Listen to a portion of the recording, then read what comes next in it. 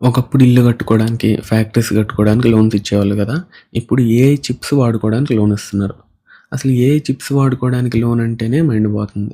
ఇంకా loan amount అయితే దగ్గర దగ్గర అంబానీ ఆస్తిలో సగం.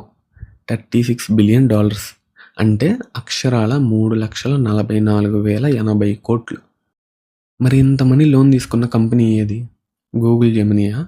లేదా చాట్‌జీపీటీ కంపెనీ ఓపెన్‌ఏఐయా? ఆ 2 కాదు. ఆ కంపెనీ పేరు యాంథ్రోపిక్. ఈ కంపెనీ ఇంజినీరింగ్ స్టూడెంట్స్‌కి అయితే బాగా తెలిసుంటుంది. దీని మెయిన్ ప్రొడక్ట్ వచ్చేసి క్లౌడ్ ఏఐ అనమాట. ఇప్పుడు మార్కెట్‌లో ఉన్న ఏఐ మోడల్స్ అన్నిటిల్లో కోడింగ్ విషయంలో క్లౌడ్ టాప్ పెర్ఫార్మర్స్‌లో ఒకటి.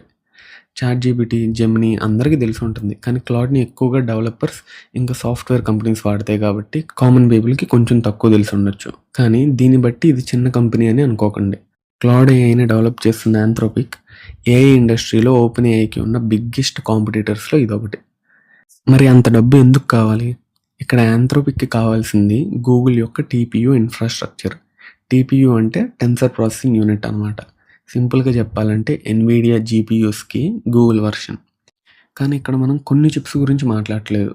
వేల సర్వర్స్, లక్షల AI chips, huge data centres, networking equipment ఇలా మొత్తం ఎకోసిస్టమ్ గురించి మాట్లాడుతున్నాం. అందుకే కాస్ట్ కూడా బిలియన్స్ ఆఫ్ డాలర్స్‌లో ఉంది. ఇప్పుడు మీకు ఒక డౌట్ రావచ్చు. యాంథ్రోపిక్ అంత పెద్ద కంపెనీ అయినప్పుడు డైరెక్ట్‌గా కొనుక్కోవచ్చు కదా! మరి లోన్ ఎందుకు? సింపుల్‌గా చెప్పాలంటే వాళ్ళ దగ్గర డబ్బు లేదు అని కాదు.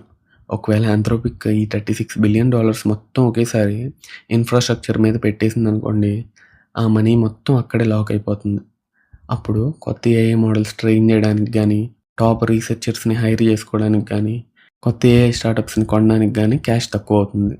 ఏఐ ఇండస్ట్రీలో కాంపిటీషన్ చాలా స్పీడ్‌గా మారుతుంది కాబట్టి క్యాష్ దగ్గర ఉండడం చాలా ఇంపార్టెంట్. ఒక ఎగ్జాంపుల్ తీసుకుందాం. ఇప్పుడు మీ దగ్గర ఒక ₹1,00,00,000 ఉన్నాయనుకోండి. మీరు ఆ 1,00,00,000 మొత్తం పెట్టి ఇల్లు కొనొచ్చు. లేదా హోమ్ లోన్ తీసుకొని మిగిలిన అమౌంట్‌ని బిజినెస్‌లో పెట్టొచ్చు. లేదా ఇన్వెస్ట్‌మెంట్స్‌లో పెట్టొచ్చు. యాంథ్రోపిక్ కూడా అదే ఆలోచనలో ఉంది. అందుకే అపోలో మరియు బ్లాక్‌స్టోన్ లాంటి ఇన్వెస్ట్‌మెంట్ జెయింట్స్ ఫైనాన్సింగ్ అరేంజ్ చేస్తున్నాయి. ఇక్కడ ఇంట్రెస్టింగ్ ఏంటంటే లోన్ కాదు. అసలు ఈ ఏఐ చిప్స్‌ని ఇప్పుడు మార్కెట్ ఎలా చూస్తుంది అనేది.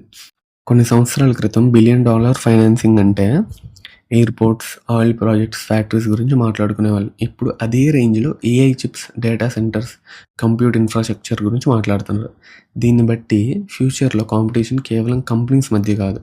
ఎవరి దగ్గర ఏఐ కంప్యూట్ ఉంది, ఎవరి దగ్గర ఎక్కువ చిప్స్ ఉన్నాయి, ఎవరి దగ్గర ఎక్కువ డేటా సెంటర్స్ ఉన్నాయి అనే దాని మీద కూడా ఉంటుంది.